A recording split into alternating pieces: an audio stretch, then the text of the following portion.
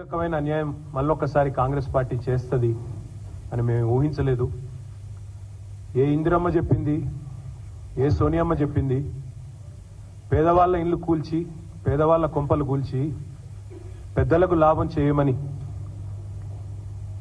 ఏ తల్లి చెప్పింది రేవంత్ రెడ్డికి అని చెప్పి ఇవాళ తెలంగాణలోని పేద తల్లులందరూ మా దగ్గరికి వచ్చి, మా నాయకత్వం దగ్గరికి వచ్చి మొరబెట్టుకుంటా ఉన్నారు. ముందుగా హృదయపూర్వకంగా నేను తెలంగాణ హైకోర్టుకి ధన్యవాదాలు తెలియజేస్తా ఉన్నా. రాష్ట్రంలోని పేదల తరపున ఈ బుల్డోజర్ రాజ్యాన్ని, ఈ బుల్డోజర్ నిర్వాకాన్ని ఇవాళ ఈ హైడ్రా కమిషనర్ను హైకోర్టు ఈరోజు మందలిచ్చి మీరు చట్టపరంగా పోవాలి తప్ప ఇష్టానుసారంగా పోతే ఊరుకోమో, అవసరమైతే స్టే విధించాల్సి వస్తుందని చెప్పినందుకు నేను రాష్ట్రంలోని పేదల పక్షాన గౌరవ హైకోర్టు కూడా హృదయపూర్వకంగా వారికి ధన్యవాదాలు కూడా తెలియజేస్తా ఉన్నాను. మా లీగల్ సెల్ కూడా వారికి అండగా నిలబడ్డది. పేదలకి లంచ్ మోషన్లు కూడా మూవ్ చేశారు. వారికి కూడా హృదయపూర్వకంగా నేను ధన్యవాదాలు తెలియజేస్తా ఉన్నాను.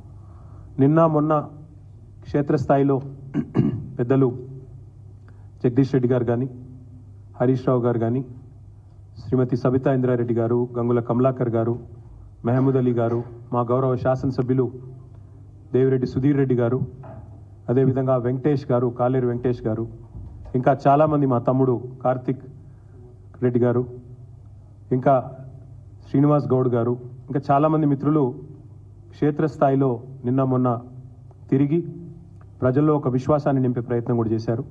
వారికి కూడా మరి హృదయపూర్వకంగా నేను అభినందనలు కూడా తెలియజేస్తా ఉన్నాను. ఇవాళ నేను మీ ద్వారా ప్రజలకు చెప్పేది, ప్రభుత్వాన్ని సూటిగా అడిగేది ఒకటే. అసలు ఎవరి కోసం చేస్తున్నారు ఈ ప్రాజెక్టు ముందుగా చెప్పాలని చెప్పి నేను రాష్ట్ర ప్రభుత్వాన్ని అడుగుతా ఉన్నాను. మీ ప్రాధాన్యాలు ఏంటి? మీరు ఇచ్చిన వాగ్దానాలు ఏంటి? మీరేం చెప్పారు?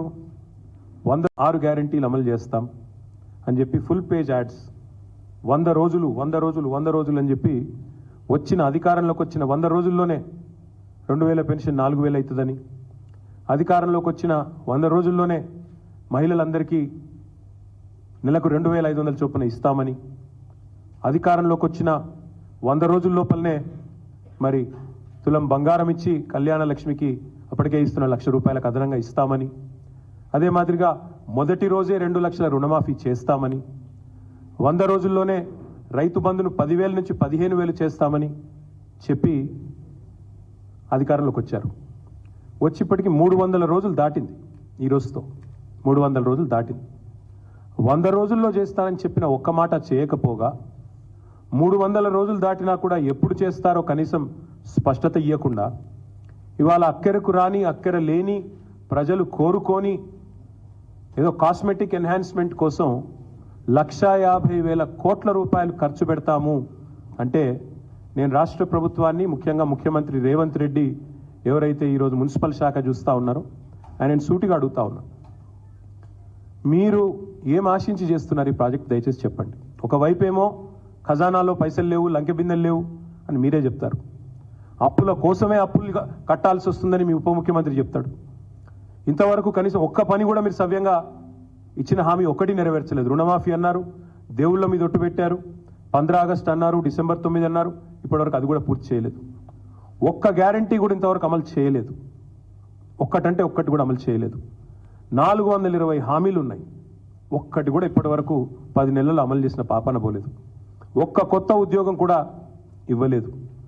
కానీ ఈరోజు దాదాపు 25,000 కుటుంబాలను రోడ్డు మీద పడేస్తా, 1,00,000 మందిని నిరాశ్రయులను చేస్తా అని మూసీ బాధితుల పాలిట ఒక కాలయముడిలాగా ముఖ్యమంత్రి గారు మారిపోయినారు. నేను ముఖ్యమంత్రి గారిని ఒకటే అడుగుతా ఉన్నా, మీకు ఎవరిచ్చారు ఈ అధికారం? అసలు తప్పు చేసింది ఎవరు? నేరం చేసింది ఎవరు?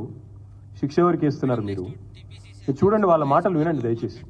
ఎవరైతే బాధితులు ఉన్నారో, మా దగ్గరకు వచ్చి చెప్తా ఉన్నారో వారి మాట దయచేసి మీరు వినండి, వారి ఆక్రందనలు వినండి. 1994లో మీ కాంగ్రెస్ ప్రభుత్వం ఉన్నప్పుడే మాకు పట్టాలు ఇచ్చారు, మాకు రిజిస్ట్రేషన్లు అయినాయి. అప్పటి నుంచి ఇప్పటి వరకు అక్కడే ఉంటున్నాం. 30-35 ఏళ్ళ నుంచి ఉంటున్నాం, 40 ఏళ్ళ నుంచి ఉంటున్నాం.